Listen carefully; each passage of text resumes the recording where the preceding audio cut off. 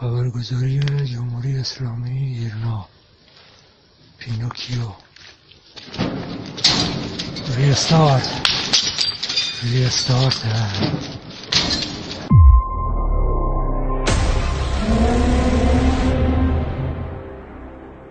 I withdrew the United States from the horrible one-sided Iran nuclear deal, and look what happened to Iran.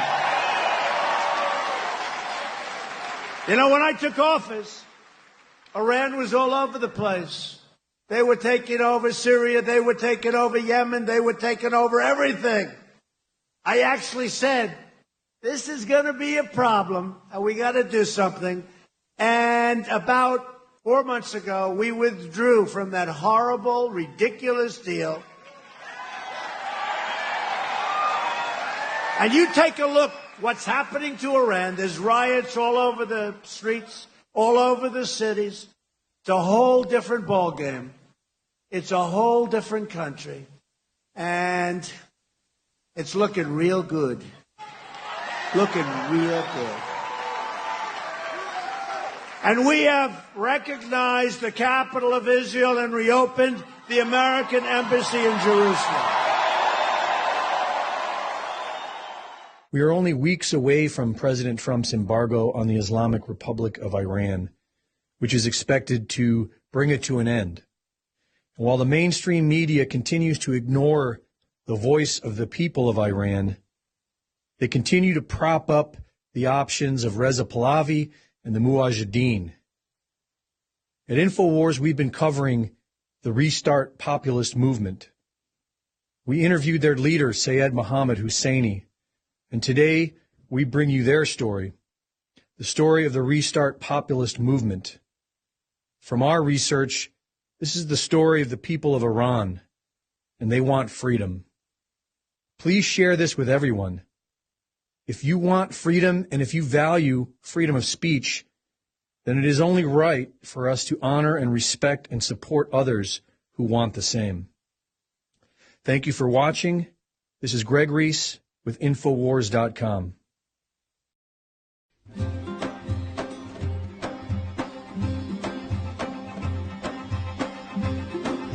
The majority of Iranians are Persian, and yet the Islamic Republic of Iran has outlawed Persian culture. By the threat of violence, the people of Iran are forced into hiding who they really are. Their true identity has been made illegal by their own government, a government that dictates barbaric laws and imposes tyranny upon the law-abiding people of Iran. Often described as the Mullah Mafia, the Islamic Republic of Iran does not rule by the will of the people. This Bantam cabal relies upon two powerful weapons to maintain its control. The first is the bank. The regime controls the bank. The banks work against the people, steal money from the people's savings, and support international Islamic terrorism. And their second weapon is the Basij. The Basij is an omnipresent force within Iran. It is run by the Sepah, the Islamic Revolutionary Guard.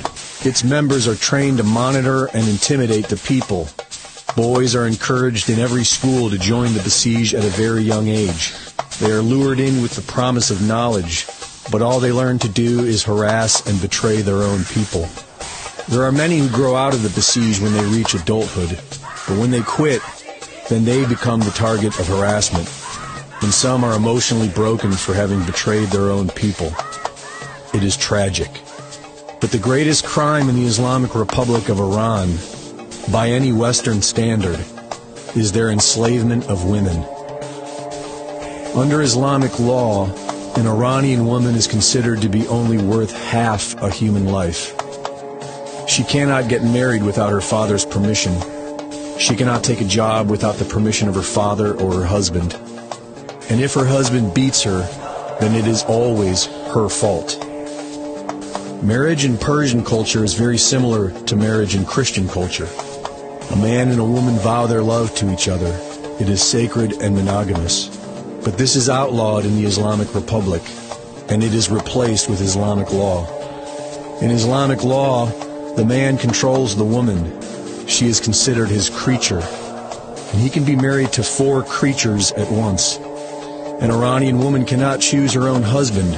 She cannot follow her own heart. And even if the husband beats them, they need his permission for a divorce. And if she can somehow get her divorce, which is rare, then she loses custody of her own children and receives no benefit. If you are a girl born into a middle-class family, then you will have some sense of security, but you must always wear a hijab. Even the female athletes of Iran must wear a hijab.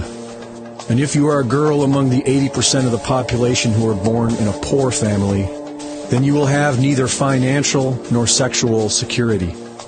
There are many tragic stories of poor families selling their daughters and wives into prostitution for just enough money to buy food. And the city of Beshid has been turned into a brothel where the regime sells young Iranian girls to Iraqi tourists. Their culture is being destroyed. Young men are being turned into traitors, and the women are being turned into slaves. There is no freedom of speech in Iran. If you speak out against the government, you can be arrested, imprisoned, and tortured. The extraordinarily cruel ideology of the Islamic Republic has nearly broken an entire generation of the Iranian people. And this is precisely why Syed Mohammad Hosseini, the leader of the Restart Iran movement, began rebuilding the spirit of his people. He posted a booklet online with instructions on personal health, strength training, and how to win a revolution. He taught them all to use aliases and to not be in groups of more than 2, so that if they were arrested and tortured, they wouldn't know anyone's name. And after having time to prepare themselves, they were issued a series of challenges. In May of 2017, Syed Mohammad issued the Paintball Challenge. The people were instructed to mark government buildings as targets of the people by throwing paintballs at them and tagging them with spray paint.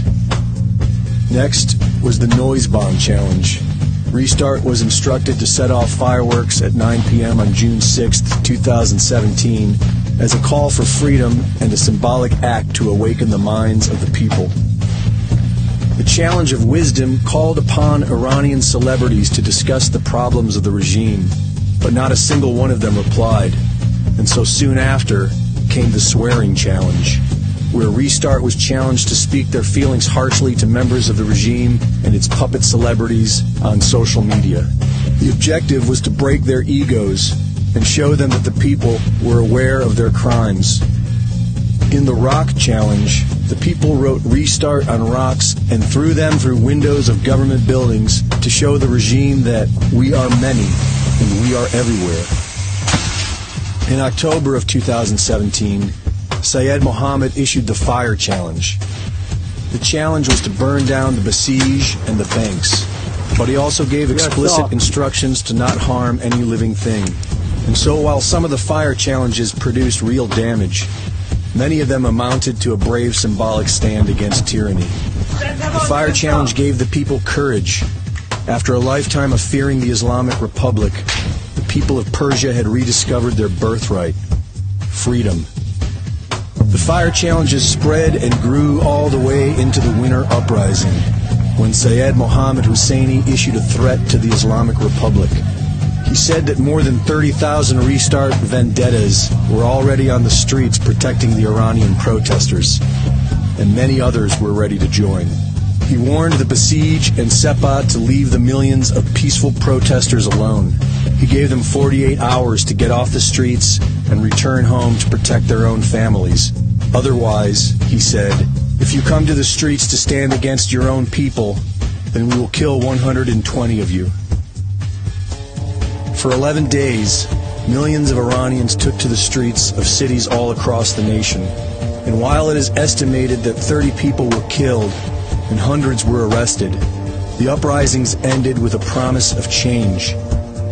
The people had overwhelmingly spoken. They were done with the mullah's mafia regime.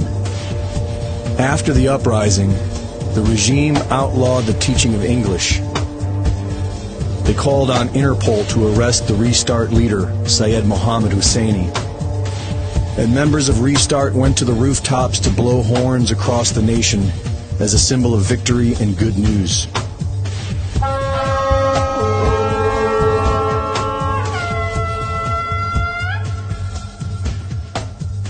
The people of Restart believe that because of her ability to give birth to another human being, the woman is closest to God. And they are no longer willing to tolerate the cruelty of Islamic rule. They want nothing short of freedom and independence. They want their culture restored. And they support President Trump's embargo, for they believe it will break the back of the mullahs and bring an end to the regime. Just last month, Restarteri Mohammed Dadashi walked 620 kilometers to the embassy of the Islamic Republic in Iran in Canberra, Australia, to say, "We don't want this regime anymore." He carried with him the Restart flag, the Israeli flag, and the American flag. And he risked his life by sacrificing his anonymity to speak out against the Islamic regime. ما هیچ دشمنی با کشور آمریکا نداریم، هیچ دشمنی با کشور اسرائیل نداریم. اونا مثل دوستای ما، مثل برادرای ما میمونن. اینم پرچم کشور اسرائیله، اینم پرچم کشور آمریکاه. زمانی که من رسیدم به کمبرا به رسم یاد بود این دوتا پرچمو میخوام ببرم دم سفارتشون، سفارت اسرائیل و سفارت آمریکا، تحویل بهشون بدم، درخت محبت رو بکارم. خیلی مخلصیم، دوستتون دارم، بدرود.